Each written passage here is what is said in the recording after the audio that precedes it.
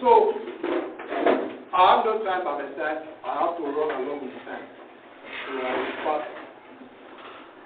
you have the chance to run along with me. Praise God. So, I said I have 4 things that the believer needs to possess. I classify them into 4 categories. The very first thing that you need to possess for you to live a godly life is for you to have a repentant heart.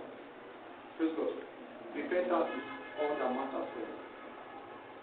Repentance. Why the second thing that follows is faith. A lot of churches today, a lot of believers, they will bring the second, the first before the first. A lot of believers today, they don't have the repentant heart, but they claim to have the faith.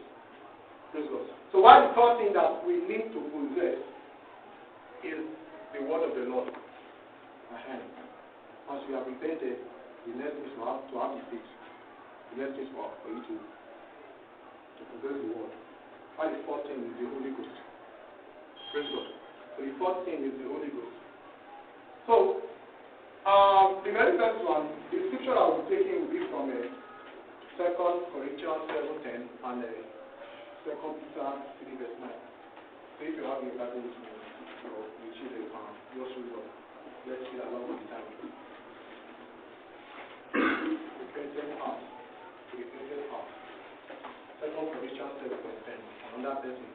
2 Peter 3 verse 9. 2 Corinthians 7:10. For godly sorrow worketh repentance to salvation, not to be repented of, but the sorrow of the world worketh death. Who is going to read 2 Peter?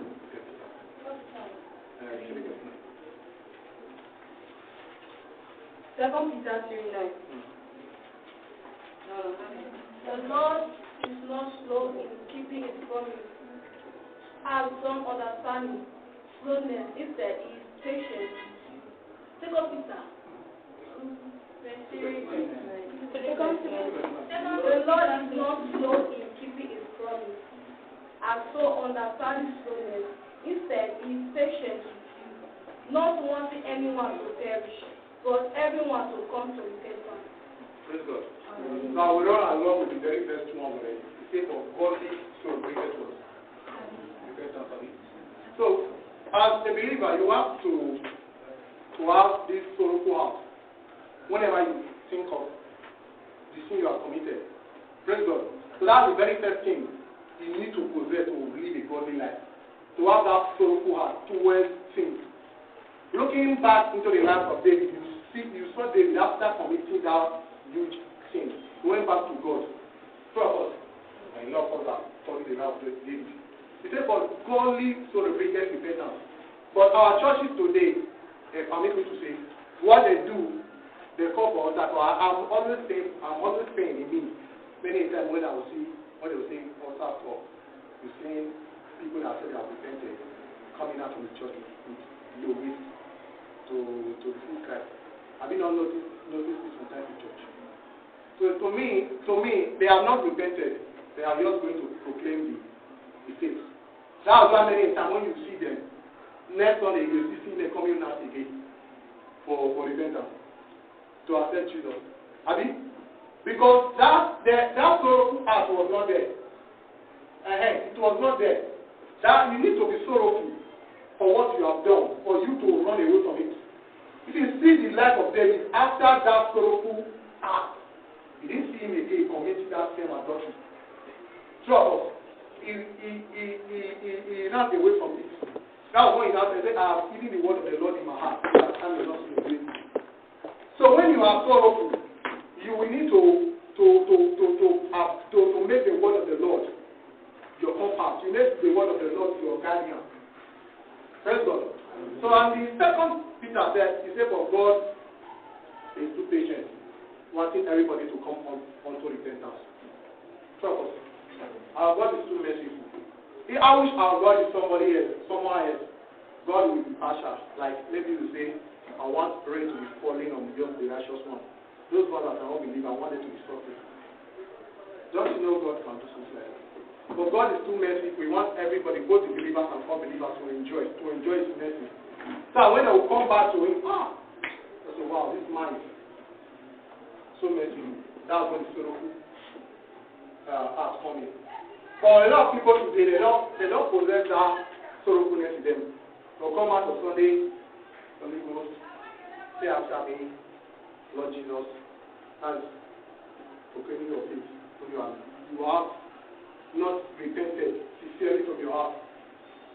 If you notice many times, those people that normally come out for altar call, just give them, maybe some of them will be quite faithful for a week. And upper next week, you see the person coming out together after altar call. So because it needs the very first part. You understand? In this kingdom, you cannot miss one class and expect to pass the other class. You need to follow track. That's why repentance is the very first thing for you to have to live a godly life here on earth. Looking at the life of Paul, if Paul had a repentant heart, that was why he said, for me to live is Christ and to die is gain. You get, you already repented. For that I enjoy life. For that persecuted the Christians, he was not a man saying after, for me to live is Christ and to die is gain. Because it was that soul heart, that repentant heart. He wanted to live for Christ, for him to attract those wrong things we have done. You understand? That was why he was trying to live for him. I later said in Second Galatians 2 verse 19 or 20 there, but if I be crucified with Christ, will not be less than live. The life I live for Christ. That's somebody that possesses a repentant heart. A repentant heart, all you do, you say, God is for you. All is for you. My life belongs to you. My business belongs to you. As I'm living today, if a lot of people ask me, what are you going to become in the future? I say, the will of God. So I don't have like, I must be this. You get? So you are not static in your move with God, you are dynamic. God can call you today, hey, monkey, leave this to your parents and go and start your ministry somewhere. I follow. Because I have no life of my own. The life I'm living for Christ. You understand? So that's the very first thing you need to possess, a repentant heart. Somebody that sincerely repented will not go back to that same thing that he committed before. Praise God. So the second on the list is a faith. A lot of people miss it. So I'll leave the first one go for the faith. Praise God. So that part of it, I'll be using the Romans 10:9. We are all familiar with it now. I'm familiar with it. That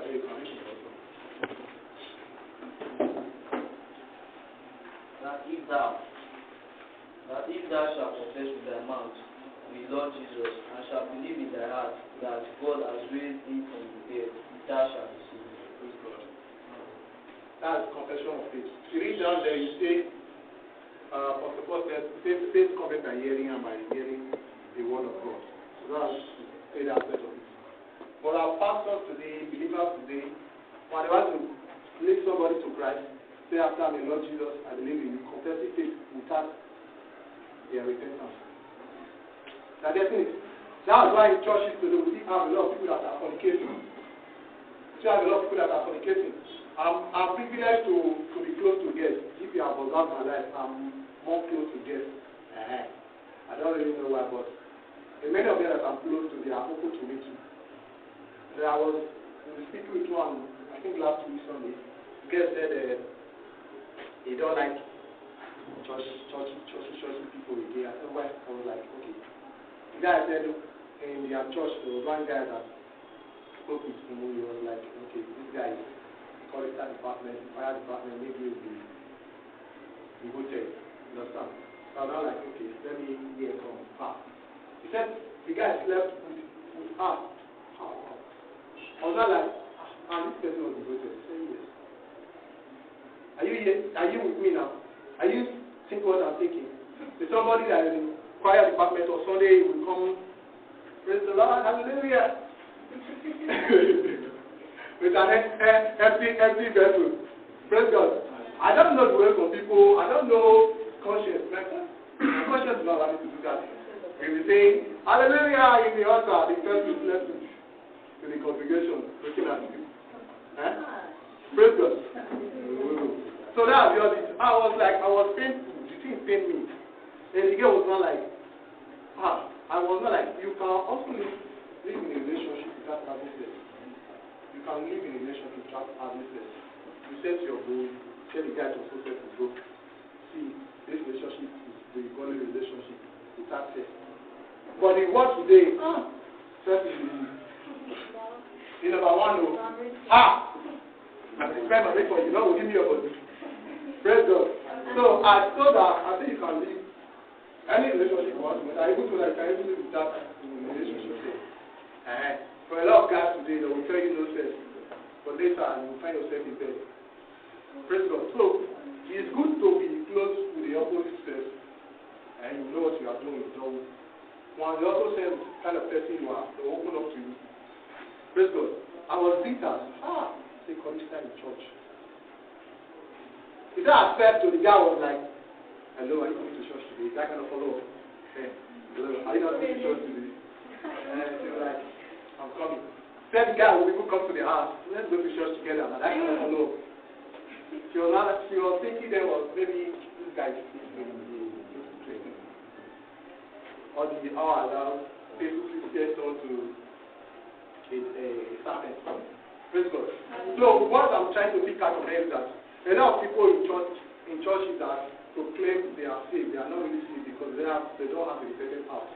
What they possess is just faith. I believe if you are saying today, I'll pray. I faith. And Paul said, shall we continue to see that grace may abide? Never. So if you have a repentant heart, the conscience will judge you. But this thing you are going to do, it will end you somewhere. Unfortunately, what a lot of people do today, a lot of preachers today, what they preach is, they preach for her. Give your life to Christ, you will not go to her. That's why a lot of people are running to God. At the end, they will still come back to it. If you notice the scripture back then, the apostles back then, they were not preaching against her, they were preaching for Christ. You understand? Give your life to Christ and live for Christ. But now, give your life to Christ and you escape hell. That's the focus of today's apostles. I pray God will grant us the grace to live right in Jesus' name. Amen. Back then when I was in secondary school, there was this guy, was one of part of our escorts. So I just like, the guy was kind of devoted then too. I don't want to mention name. The guy was devoted. If we in my school in Astro, then went and roll as the president, she made the president. So there was a day I just said, okay, the guy just called me through video call WhatsApp. I was like, who is this person? I not get in touch with her many years after secondary school. The next thing I saw was like the guy started smoking a go on video call. I was like, oh. Then I was sitting at home. Like, I'm not for the I was like, Papa, when you call them like that, they come. Wow. Very well. It paid me so much that I was like, this was the guy back then when I was the president in SU fellowship. This guy, the guy always wants to show himself. You know, there are some people they want to show themselves. How would I put it? Service kind of person. So I pray that God will, I pray for the guy too, I pray that God will lead him back to himself. But I believe that what the guy missed was repentance. Was the repentance. Because how should you have a repentant heart? You think back. Me, psychologist could be me that was one of the experts. Now I'm doing Yahoo. What about the best that I preached for then? Now see me later. That kind of thing. So there are kind of way that God has disciplined my life. Like, if I want to do some kind of thing, I will think. That's why we are different from animals. God gave us the ability to think. For some of us, we are like animals. Praise God. I need to say, I'm not insulting anybody. Some of us, we are like animals. We don't think as they do us. Praise God. Last 2 weeks ago, one of my female friends, just come and say, "How you come to my house now?" I was like, "What?" Say my mom is at home now. Yeah?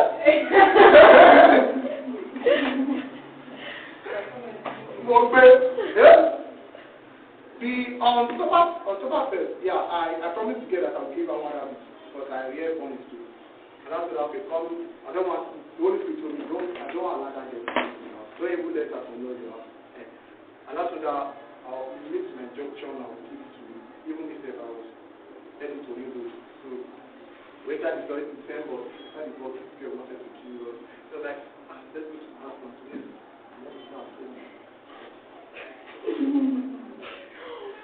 She just said this open inside the box when I opened to her face.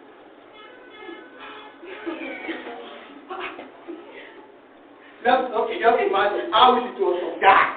Some guy. Hey! We will follow working ourselves. But after that time in this madness, your future is gone. Praise God. So I've noticed one thing in life. Whenever the opposite sex they are running after your star. They're not running after you. They're running after your star. Don't you think that I'm a signboard now? There are other signboards in the street that girls don't run after. That girl is not the only one that has said something like that to me. Other girls too. If they didn't say something like that to me directly, you know the way girls behave. And you yourself you know that. Praise God. These are things we need to know. I do not know this theme of this program. There are things we need to know. Praise God. There are things we need to know. So there are some girls. A lot of girls have come to my DM on my WhatsApp, even on Facebook. They will come in like, I want to buy rabbit. So I will say, I want to buy dog. You just wait on that, I don't see how they do. Praise God. So, let me move to the third and the fourth. The third one is the word of God. Praise God. I wish I didn't have the word of God in me. That offer. Hallelujah. I'll be just in the for 5 minutes, man. So the word of God. David said, the word of the Lord have I hidden in my heart, that I may not sin against thee. Praise God. Let's read the 2 Timothy 3, verse 15 to 17. 2 Timothy 3, 15 and 17. All scripture is given by inspiration of God and is profitable for doctrine, for reproof, for correction, for instruction in righteousness. He said that the man of God may be complete, thoroughly equipped for every good work. And the man of God may be thoroughly equipped. We are all men of God, we are all children of God. So that scripture is for us all. Say, for the scripture is the inspiration of the Lord. So this scripture is your man and your head. After you are preaching, live with the scripture. The scripture is your manual to live your head. Praise God. So what the first one there is the Holy Ghost. The Holy Ghost is our navigator. It directs our life. Praise God. It leads us on what to do, on what not to do. I have no time on my side again. I pray that God Himself will lead us to live right. My journey is too far. Journey is too far. So I believe a lot of us here, we have somewhere to go. Praise God. Let's rise up and praise. Doesn't matter the duration of the message. What matters is the main point. Understand? What matters is the main point. You can preach for 2 hours, you'll be running about, but the message that the people want to hear is not there.